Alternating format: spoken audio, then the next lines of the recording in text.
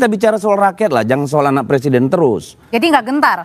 Ya Allah, gentar gitu. Kita sudah punya presiden sampai 7. Belum pernah saya mendengar ada orang bilang karena dia anak presiden. Itu kutukan bagi kita itu kalau menurut saya. Kalau istilah saya, kalau di Jawa Tengah itu Kaisang itu jangankan sosialisasi, batuk pun belum dia di situ. Belum batuk aja udah nomor 1. Gimana kalau dia batuk, gimana udah dia sosialisasi gitu. Gitu. Sekali lagi sudah terbukti bahwa bagaimana popularitas Pak Jokowi di Jawa Tengah itu mampu menghantarkan kemenangan Prabowo Gibran di angka 53%. Jadi kalau melihat nama-nama yang ada pada hari ini, ya boleh dibilang tidak mudah bagi PDI Perjuangan akan memenangkan. Bahkan kalau kita mengingat sejarahnya Ganjar dengan Mahfud pada saat Pilpres, awalnya dia nomor 1, tapi kemudian tersusul. Yang sudah unggul aja bisa dikejar dan ditinggalkan jauh, apalagi yang dari sekarang udah ketinggalan jauh. Iya itu. Ya Samsul itu makin sulit disusul. Halo sahabat DC, kali ini saya akan membagikan pernyataan menarik dari pengamat politik sekaligus Direktur Eksekutif Indobarometer Muhammad Kodari saat tampil di podcast Seruput Kopi Cokro TV terbaru. Pada kesempatan itu, M. Kodari seperti menjawab tudingan politisi PD Perjuangan Deddy Sitorus yang terkesan merendahkan Presiden Jokowi dan anaknya Kaisang Pangarep saat tampil di Dua Arah Kompas TV. Kodari menjelaskan bahwa memang nama Kaisang nomor 1 berdasarkan survei untuk Pilgub Jawa Tengah tidak lepas dari pengaruh Jokowi. Karena ada kecenderungan kalau rakyat melihat kinerja bapaknya baik, maka mereka akan cenderung mendukung anaknya. Begitu juga sebaliknya, kalau kinerja bapaknya tidak baik, anaknya tidak mendapatkan dukungan. Menurut Kodari, Kaisang sendiri belum berkampanye di Jawa Tengah, tapi survei sudah di peringkat pertama. Jauh mengalahkan tokoh-tokoh PD Perjuangan. Nah, apalagi jika Kaisang sudah berkampanye, dipastikan suaranya akan makin signifikan. Tak perlu berlama-lama, yuk kita simak bersama video berikut ini. Di akhir-akhir jabatannya Pak Jokowi masih sibuk mikirin anaknya mau ditaruh di mana. Dan oleh karena itu akhirnya Jawa Tengah dan DKI tersandra. Kan begitu kita membacanya ini. Lepas dari semua topeng-topeng politik yang indah itu, realitanya kayak begitu nih. Ada tangan hitam, invisible hand yang bermain di dua daerah ini hingga kagak jelas ini barang. Sehingga yang kita bicarakan apakah anak presiden mau jadi gubernur atau wakil gubernur atau apa. Kita nggak bicara 1.600 orang Jawa Tengah yang jadi korban perdagangan orang. Kita nggak bicara bagaimana menurunkan angka kemiskinan ekstrim di Jawa Tengah. Yang kita bicara anaknya Pak Jokowi yang ini nanti dapat di mana ya? Gitu. Ini kan penurunan kualitas demokrasi kita kalau menurut saya. Apakah selama 10 tahun Pak Jokowi presiden banjir rob di Semarang nggak pernah kelar, nanti dengan Pak Gibran Pak Jokowi nggak presiden, lalu kalau nanti bisa dimenangkan Kaisang bisa diberesin nggak itu barang? Mari kita bicara soal rakyat lah, jangan soal anak presiden terus. Jadi nggak gentar? Ya Allah, gentar gitu udah dibilang. Nggak, soalnya, gini ya, kalau saya melihat gini, ini pertarungan demokrasi, ya. Kan Pilpres kemarin membuka kualitas semua partai dan politisi kita kayak apa. Yang menjilat ludahnya sendiri, ya, yang menarik kata-katanya dari pembenci jadi penyembah. Ini kan di sini rakyat akan diberi kesempatan untuk menilai. Tapi kenapa? masalah, Karena ini menyangkut masa depan mereka sendiri. Mungkin kalau presiden kemarin tuh terlalu jauh. Tapi ini pemimpin daerah nggak bisa main-main. Tapi masalahnya di survei contohnya di Litbang Kompas aja belum ada nih nama-nama dari kader PDI Perjuangan yang kemudian masuk dalam list untuk disurvei. Karena PDI Perjuangan tidak pernah bersandar pada orang per orang. Kita bersandar pada kolektivitas dan gotong royong. Jadi apalagi namanya survei sekarang, mau dibikin siapa nomor berapa juga kan suka-suka hati asal kuat bayar kan gitu.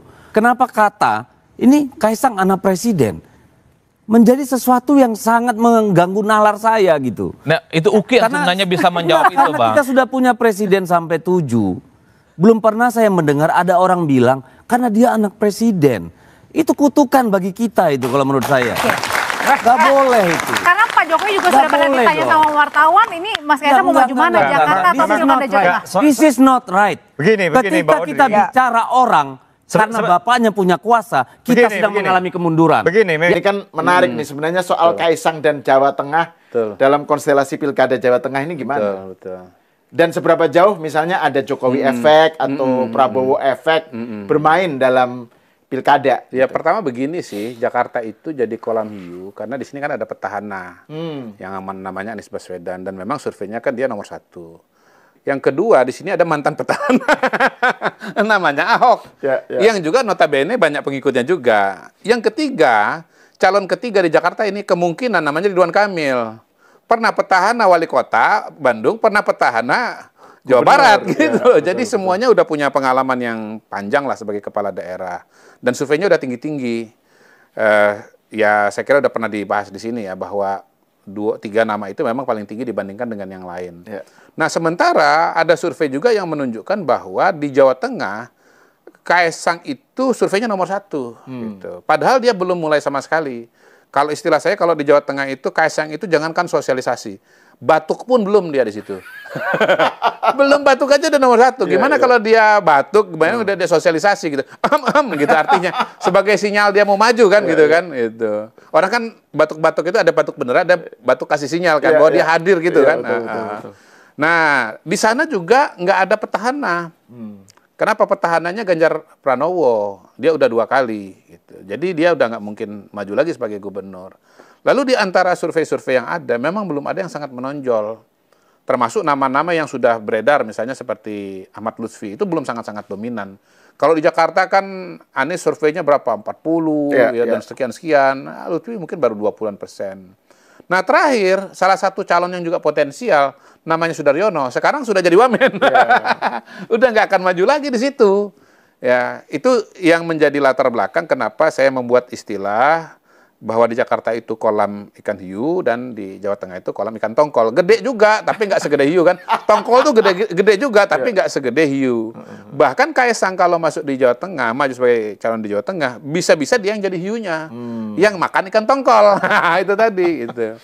Tapi kalau soal istilah ya, sebetulnya ada istilah lain yang mungkin bisa dipakai. Ini terminologi bisnis yang populer barangkali ya 5-10 tahun terakhir lah. Jadi di dalam terminologi bisnis ketika bicara peluang berusaha, kemudian strategi marketing, itu ada terminologi red ocean dengan blue ocean. Jadi red ocean itu adalah menggambarkan sebuah situasi di mana di dalamnya persaingan sudah sangat ketat, saking ketatnya itu saling menggigit sama satu dengan yang lain.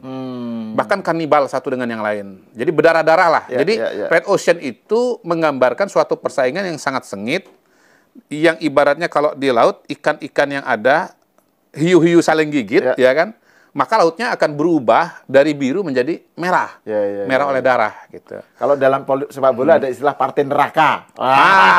Itu dia. Nah, lawannya adalah blue ocean. Blue ocean adalah sebuah situasi di mana sebuah lapangan di mana persaingannya masih belum terlalu ketat gitu. Mungkin pemainnya masih sedikit, ya kan? Konsumennya banyak. Sehingga tanpa harus saling menggigit pun masing-masing itu bisa hidup gitu. Jadi contoh red ocean dengan blue ocean itu mungkin lembaga survei barangkali.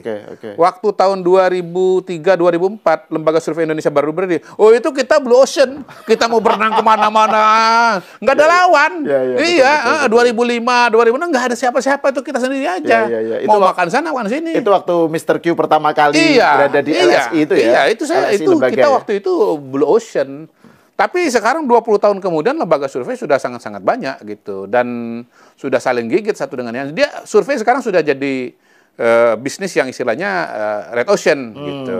Tetapi Mr. Q sudah memahami itu sehingga sudah mempersiapkan segala macam strategi dan exit yang lain gitu kan gitu. Betul. Jadi ya saya gambarkan atau saya ilustrasikan Jakarta ini sebagai red ocean. Di dalamnya itu persaingannya ketat, ada petarung-petarung yang kuat dan besar, sementara di Jawa Tengah itu blue ocean. Kita tuh bisa lebih berkembang, Mas Kaesang itu jauh lebih bisa berkembang di Jawa Tengah ya sebagai blue ocean. Nah itu belum kita menambahkan variabel-variabel advantage lainnya. Misalnya Pak Jokowi itu punya pengaruh yang sangat kuat di Jawa Tengah ketimbang di Jakarta. Pak Jokowi sangat populer dan sekali lagi sudah terbukti bahwa bagaimana popularitas Pak Jokowi di Jawa Tengah itu mampu menghantarkan kemenangan Prabowo Gibran di angka 53%. Sementara di Jakarta, walaupun menang 41%. Itu. Ya, yang itu Jawa Tengah notabene kandang banteng ya. Iya, gini, kalau bicara sekilas, ya seolah-olah Jawa Tengah itu daerah yang sulit. Tapi per hari ini saya katakan itu mitos. Pak Jokowi Prabowo Gibran telah membuktikan bahwa itu sebetulnya mitos. Kenapa? Di Solo yang menang siapa? Prabowo Gibran. Katanya Solo itu adalah kandangnya kandang banteng. Jawa Tengah itu kandang banteng, Solo adalah kandangnya kandang banteng gitu. Kan mak banteng kira-kira begitu kan. Perolehan suara PDI Perjuangan itu kan di antara semua wilayah di Jawa Tengah paling tinggi di Solo Raya gitu. Bukan di kota Solo sebetulnya. Yang paling besar itu kabupaten sebelahnya itu Boyolali itu yang paling tinggi. Tetapi itu kan disebut sebagai Solo Raya. Tapi ternyata di situ kan menangnya besar sekali Prabowo dan Gibran. Jadi bicara realita pada hari ini sebetulnya Jawa Tengah itu sudah jadi blue ocean. Tidak sekental seperti yang diduga. Bukan juga kandang banteng yang habis-habisan istilahnya harga mati, dan pada hari ini belum ada calon yang sangat populer. Calon dari PDI Perjuangan sekarang siapa yang tinggi kompetitif nomor 1? Nggak ada calon dari PDI Perjuangan yang surveinya kayak Anies di Jakarta ini. Nggak ada. Bahkan kalau kita lihat dari daftar elektabilitas ya, Bambang Pacul itu, Pak Bambang Puryanto itu juga kan cuma 13 sekian gitu, sementara Kaisang 20, kalau ini ya surveinya indikator ya. Kaisang 22, sekian, Pak Lutfi, Ahmad Lutfi 18, terus Taj Yassin ya. Terus kemudian baru Pak Bambang Pacul. Hendrar Prihadi misalnya. Gitu. Jadi kalau melihat nama-nama yang ada pada hari ini, ya boleh dibilang tidak mudah bagi PDI Perjuangan akan memenangkan. Bahkan kalau kita mengingat sejarahnya Ganjar dengan Mahfud pada saat Pilpres, awalnya dia nomor 1, tapi kemudian tersusul. Yang sudah unggul aja bisa dikejar dan ditinggalkan jauh, apalagi yang dari sekarang udah ketinggalan jauh. Iya itu. Ya Samsul itu makin sulit disusul. Oh itu singkatannya ya? Sebetulnya kan awalnya Samsul itu asalnya itu asam sulfat. Untuk mengejek Gibran yang salah sebut asam folat jadi asam sulfat. Tapi ternyata ya ini malah jadi kekuatannya Gibran. Dan dipakai oleh Gibran. Jurus Aikido, menggunakan tenaga lawan untuk mengalahkan lawan. Gitu. Nah itu ya kalau kita melihat bahwa kalau dilihat dari hasil survei yang ada tentang Pilkada Jateng ya, yang tadi Mr. Q bilang Kaisang belum batuk aja atau ini aja sudah setinggi itu elektabilitasnya. Itu penjelasannya gimana? Apakah itu sesuatu yang expected, yang diduga semula atau very much expected? Karena kan Kaisang kan justru malah tadinya dia beredarnya di Jakarta kan, karena sebagai ketua PSI, terus PSI punya kursi yang lumayan di Pileg Jakarta masih 8 kursi kalau nggak salah kan. Terus ternyata malah yang tinggi di Jawa Tengah. Gitu. Iya expected karena satu Pak Mas Kaisang itu kan nggak bisa dilepaskan dari Pak Jokowi. Yang kedua dari pengalaman saya di berbagai daerah dalam konteks pilkada. Daerah-daerah di mana tingkat kepuasan kepada ayah tinggi, itu biasanya dukungan kepada anak itu juga tinggi. Sebaliknya kalau kepuasan kepada bapak rendah, dukungan kepada anak juga rendah. Dan yang paling mutakhir adalah sekali lagi, kemenangan telak Prabowo Gibran di Jawa Tengah. Jadi walaupun belum melihat survei, insting saya sudah mengatakan kayaknya Kaisang ini akan lebih potensial di Jawa Tengah ketimbang Jakarta. Dan tadi kita kan punya wawasan bisnis juga. Jawa Tengah ini blue ocean. Jakarta itu red ocean. Jadi ada istilah baru ini. Red ocean lawan blue ocean. Gitu. Memperkaya istilah. Tadi kan ada tongkol dan hiu. Itu istilah perikanan. Kalau sekarang istilah manajemen, istilah marketing. Nah, gimana menurut kalian? Mendukung M. Kodari atau Deddy Sitorus? Yuk komen di kolom komentar. Sampai jumpa.